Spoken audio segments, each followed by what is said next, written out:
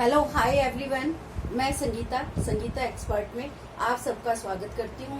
आज हमारी 12th का होम साइंस का एनसीईआरटी सिलेबस के अकॉर्डिंग ये एक टॉपिक है जिसमें अतिथि चक्र की अवस्थाएं बताई गई हैं। आपके एक टॉपिक है जिसमें अतिथि का मतलब क्या होता है, हमारे घर में आने वाले गेस्ट, वो उनका हम आतिथ्य सत्कार किस तरीके से करते हैं। तो उस एक डायग्राम के थ्रू आपकी ये इसकी 4 अवस्थाएं होती है, ये आपसे पूछा जाता है। इससे आपका ऑब्जेक्टिव टाइप है जो आपका ABCD वाला ABCD वाला वस्तुनिष्ठ प्रश्न है, वो भी आपका इससे पूछा जाता है। इसमें आपको एक तो ये बात ध्यान रखनी है कि इसकी जो ये 4 अवस्थाएं हैं, इसकी कितनी अवस्थाएं हैं, 4 अवस्थाएं हैं। इनका सीरियल से आपको नाम याद रखना है, क्योंकि इसमें ये पूछा जाता है पहली अतिथि चक्र की पहली अवस्था कौन सी है, अतिथि चक्र की दूसरी अवस्था कौन सी है, तीसरी अवस्था कौन सी है, या चौथी अवस्था है वो कौन सी है। तो इस तरीके से यहाँ पर इनके नाम पूछे जाते हैं, इसका पूरा डायग्राम पूछा जाता है। पिछला जो हमारा 2024 का एग्जाम हुआ है, उस 2024 के एग्जाम में 4 आपके चित्रों से संबंधित क्वेश्चन पूछे गए थे। तो ये चित्र आपको बहुत अच्छे तरीके से ध्यान में रखना है कि ये अतिथि चक्र की जो अवस्थाएं हैं वो इस डायग्राम के थ्रू क्या बताया गया है। ये आपका जो एरो है, इसका आपको विशेष रूप से ध्यान रखना है। ये एरो क्या बताता है कि इसके बाद ये अवस्थाएं हैं और इसके बाद ये अवस्थाएं हैं। तो पहली अवस्था हमारी क्या है, आगमन से पूर्व की अवस्था कहलाती है। यानी जो अतिथि या गेस्ट आपका होटल में, ये पूरा चैप्टर है वो होटल के बारे में है। तो होटल के अंदर आने से पहले उनकी बुकिंग किस तरीके से होती है, तो उसको हम कौन सी अवस्था के अंदर लेते हैं, आगमन से पूर्व। आगमन से पूर्व अवस्था का मतलब ये है कि जो गेस्ट हमारा आने वाला है, अतिथि हमारा आने वाला है, उसका आगमन से पूर्व क्या तैयारी है जो उस होटल के अंदर की गई है।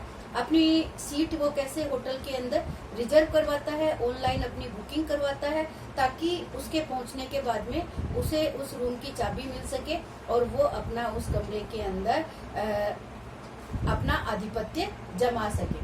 तो ये हमारी आगमन से पूर्व की अवस्था कहलाती है।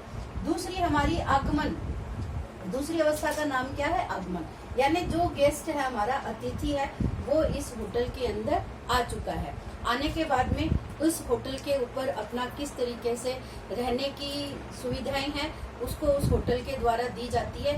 कौन कौन से कार्य उसके हैं उस होटल में किए जाते हैं, वो सारे हमारे आगमन की अवस्था के अंदर बताए जाते हैं। तीसरी हमारी जो अवस्था आती है वो आती है कमरे के ऊपर आधिपत्य। यानी अतिथि का आगमन से पूर्व की तैयारी है, फिर आगमन होने के बाद में अतिथि की क्या फैसिलिटी है वो उस होटल के अंदर उसको प्रोवाइड की जा रही है, वो सारा डिटेल आता है इसके अंदर। तीसरा आपका कमरे के ऊपर आधिपत्य, यानी जो भी उसके पास सामान होता है वो उस कमरे में जाकर अपने सामान को सेट करता है, और जितने दिन तक रहने की व्यवस्था वो होटल में करनी होती है वो अपना प्रबंधन सारा उस होटल के द्वारा वहां पर उस रूम के अंदर उसका किया जाता है।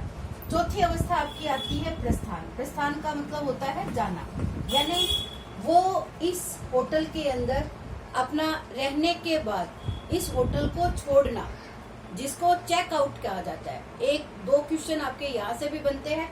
चेक इन की अवस्था कौन सी होती है और चेक आउट की अवस्था कौन सी होती है। तो चेक आउट की अवस्था होती है आपकी, ये होती है चेक इन की अवस्था। क्या होती है, इन का मतलब ये आप समझ लेना, चेक इन यानी आगमन होना और चेक आउट होना यानी प्रस्थान होना। तो दोनों शब्दों को आपको ध्यान रखना है, चेक इन अवस्था कौन सी है और चेक आउट अवस्था कौन सी है। तो 2 टर्म आपके यहाँ से पूछे जाते हैं, चेक इन अवस्था कौन सी है, चेक आउट अवस्था कौन सी है। ये ऑब्जेक्टिव टाइप में भी पूछा जा सकता है, 1 लाइनर क्वेश्चन में भी ये देखने को मिला था कि चेक इन अवस्था कौन सी होती है अतिथि चक्र में और चेक आउट अवस्था कौन सी होती है। एक इनको आपको सीरियल से नाम याद रखना आपके लिए बहुत जरूरी है। तो दोनों बातों का आपको विशेष रूप से इस डायग्राम, सिंपल सा छोटा सा डायग्राम है, तो ये आपको पूरी तरीके से ध्यान रखना है। ये भी नहीं कि डायग्राम को गंदे तरीके से बनाया जाए, डायग्राम के अंदर साफ सुथरा होना चाहिए।